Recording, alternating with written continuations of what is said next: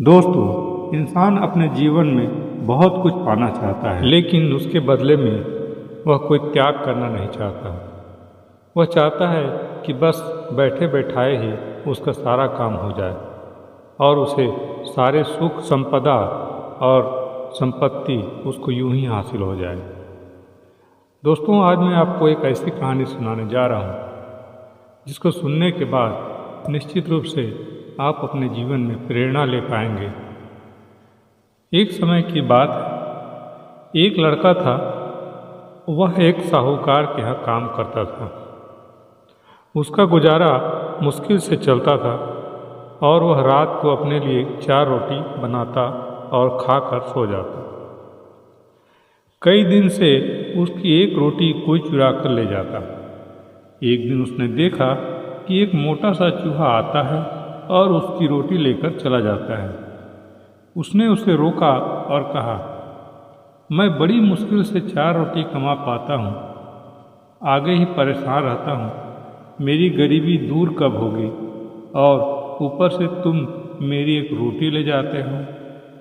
चूहे ने कहा, मैं तो अपनी किस्मत की खाता हूँ और रही बात तुम्हारी परेशानी की तो उसका हल महात्मा बुद्ध ही कर सकते हैं, पर वह बहुत दूर रहते हैं। लड़के ने कहा, अगर वह मेरी मुश्किल हल कर सकें तो मैं दूर जाने को तैयार हूँ। वह साहूकार से कुछ दिनों की छुट्टी लेता है और महात्मा बुद्ध से मिलने के लिए निकल पड़ता है। चलते चलते रात हो जाती है तो उसे रात में रुकने के लिए एक जगह चाहिए थी। उसने पास में ही एक हवेली देखी और हवेली का दरवाज़ा खटखटाया और दरवाज़ा खुलने पर उसने बताया कि मुझे महात्मा बुद्ध से मिलने जाना है। रास्ता बहुत लंबा है, क्या मैं यहाँ रात को रुक सकता हूँ?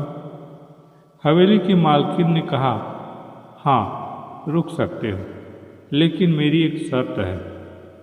तुम्हें महात्मा बुद्ध से मेरा एक सवाल पूछना होगा। मेरी बेटी 20 साल की हो गई है पर वह बोल नहीं सकती। वह कब बोलेगी?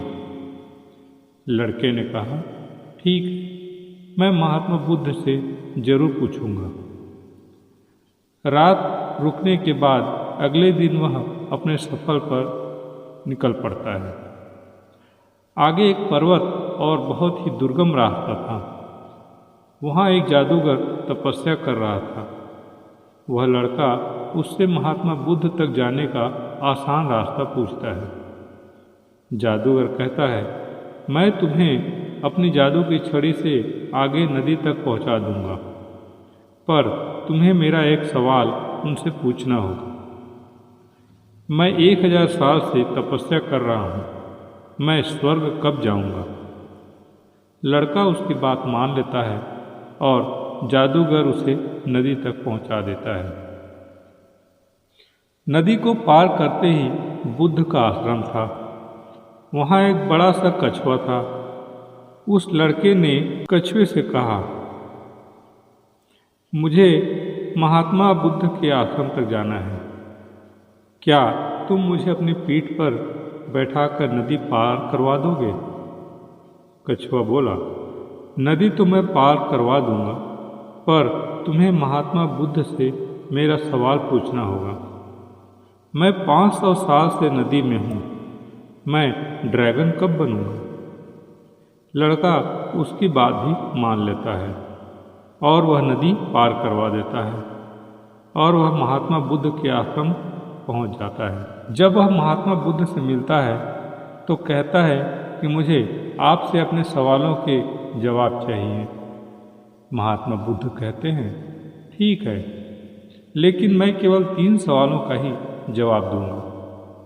लड़का सोच में पड़ जाता है कि किसके सवाल का त्याग करूं। कछुआ 500 सालों से इंतजार कर रहा है, जादूगर 1000 सालों से और गूंगी लड़की 20 सालों से, और मैं भी आर्थिक परेशानी का हल ढूंढने यहाँ पहुँचा हूँ। फिर वह सोचता है कि मैं ज़्यादा मेहनत करके अपनी समस्या सुलझा सकता हूँ, और उसने अपने सवाल का त्याग कर दिया। और महात्मा बुद्ध से तीनों के सवालों का जवाब लेकर वह वापस आ गया। नदी तक पहुंचा तो उसे कछुआ मिला। कछुआ ने अपने सवाल का जवाब मांगा। उसने कछुए से कहा, तुम अपना कवच उतार दोगे तो तुम ड्रैगन बन जाओगे। कछुआ के कवच उतारते ही वह ड्रैगन बन गया। उसके कवच से बहुत सारे मोती निकले।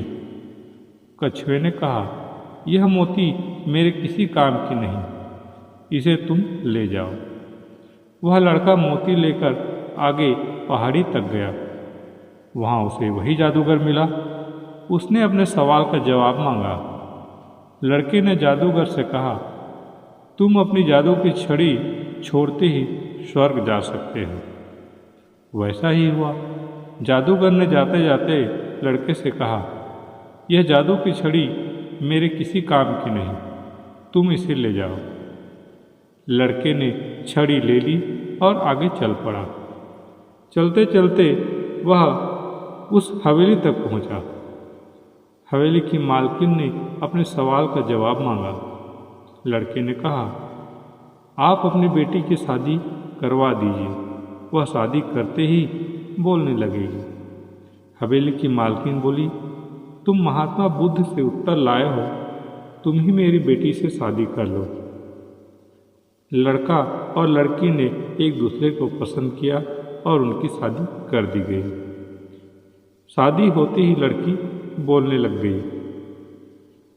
इस तरह उसने लोगों की मुश्किलों को देखकर अपने सवाल का त्याग कर दिया और उस त्याग के फल में मोती के रूप में पैसा, छड़ी के रूप में शक्ति और एक रूपवान पत्नी मिल गई। दोस्तों, ये कहानी हमें बताती है कि किसी की मदद के लिए ज़्यादा साधन की ज़रूरत नहीं होती और त्याग का फल हमेशा ही मिलता है। तो मुझे उम्मीद है दोस्तों, आपको ये कहानी ज़रूर पसंद आई होगी। अगर पसंद आई हो तो मेरे चैनल को सब्सक्राइब करें और बेल आइकन को ज़रूर प्रेस करें ताकि आने वाली वीडियो की नोटिफिकेशन आपको सबसे पहले मिल सके। मिलते हैं ऐसे ही और प्रेरक कहानियों के साथ। तब तक के लिए अलविदा। धन्यवाद।